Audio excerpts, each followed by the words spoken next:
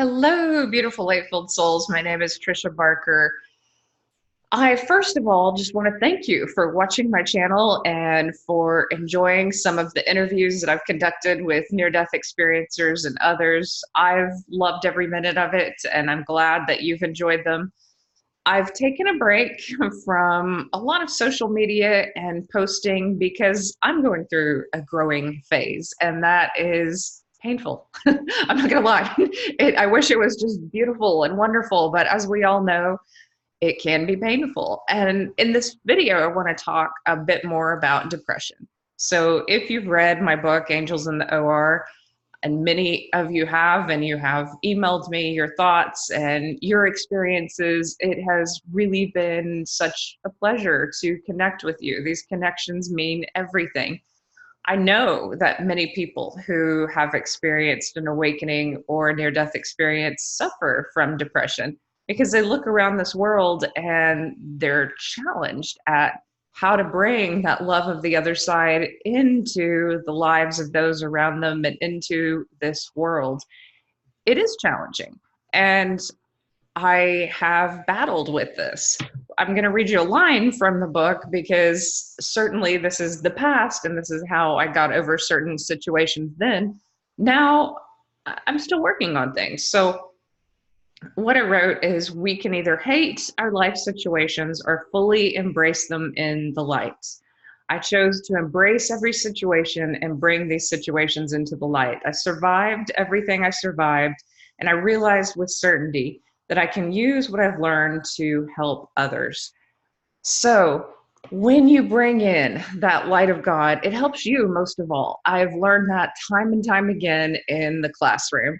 And Matt Kahn brought this up in his video as well, and I was cheering as he said it, because that really is the key to being an empath. If we're soaking up other people's energy and we're taking it on in order to help them, that's not going to help us.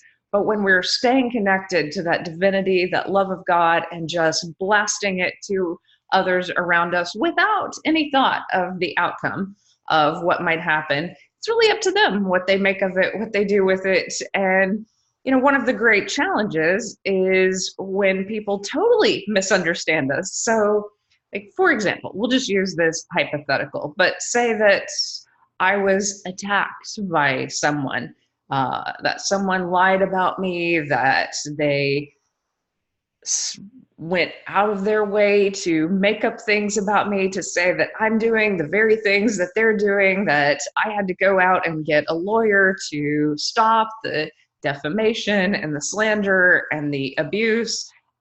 Say that this happened.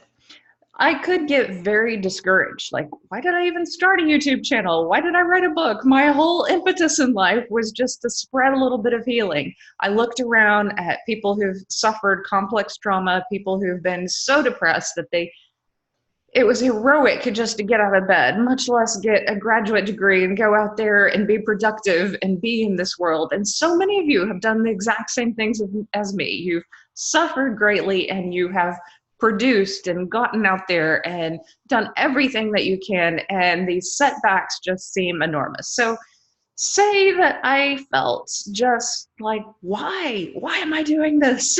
Like there, and I have had those moments. I have to bring it to the light. So I have to go, okay, so that person's reality, I'm sorry that that person has that reality and thinks those things. I can't even fathom a reality like that. Like, I can't fathom, like, looking at Brene Brown or Gabby Bernstein or Oprah or anyone who is just, you know, succeeding in ways that I'm not succeeding, and attacking them and saying that, you know, making up lies and saying that they squashed me when they didn't, you know, like that mentality is just so bizarre. So I certainly wouldn't do that to anyone. I don't understand why someone would do this to me, but other people face these things at work. We all face unfairness from people all around us. And what we have to realize is that it doesn't have anything to do with our consciousness or us, that we are bringing in this love and other people are going to misinterpret it, are going to show you their pain. And so what we can do And what we can collectively do, and even in this video, is just center a prayer and center healing for anyone who is lost in the delusion of their own lives, who is confused, who is so deeply in pain that all they know how to do is create more pain on this planet, and they are incapable of looking at themselves and looking at what they're doing to contribute to this pain. So that is a sad place for any person to be. And I am so sorry that anyone is in that place. That is not me, though. That is not my responsibility, and I will do what I have to do to protect myself. But in the end, all we can do is keep sending that love through us. And what I send through me is the love to others who are being attacked unfairly, who really just had innocence in their expression in this world, because that's the only thing I am guilty of, is being naive and being innocent and being this person who perhaps interpreted judgment, don't judge, a little too loosely, and didn't use discernment or didn't follow my intuition at times when something feels a little off, when your interactions with someone make you nervous and you keep pushing through it and you're going, hey, I don't know about this person, they're making me feel weird. Honor that. You don't have to keep pushing through and go, you know what, I'm going to try to be nice to this person and try to help them. If they are not vibrating on the same level as you and they make you uncomfortable, you do not have to do that. You just don't. You can trust your intuition. I've learned that the hard way, time and time again. But what I really want to talk about in this video is depression. So you can use a situation like that, being attacked and being lied about and being, I don't know, destroyed through business decisions and being naive in various ways. And all of these are my flaws or my character flaws. I'm too trusting. I just believe the best in people and institutions and everything around me. And a little bit more discernment is probably what I need, a little bit more understanding of how things work, how things actually are versus how I want them to be. So I'm part of the change, and many of you are part of the change, but that doesn't mean that we're not interacting in a world that is not changed, that is still going by rules that are somewhat cruel, that maybe squash the creativity of artists and writers. You can look around at business, and you can look around at all the musicians who have put their heart and soul out there, and then they get very little return because of the deals that they've gotten. And you can see this with writers, you can see this with various people, and of course that can make creative people feel very down about even trying. But that's not what the truth is. The truth is getting back to your passion and your light, and knowing that what you do in this world matters. It may matter just a small increment at a time. So maybe my message and your message inspires someone else down the way to really, really bring about some huge changes in our world.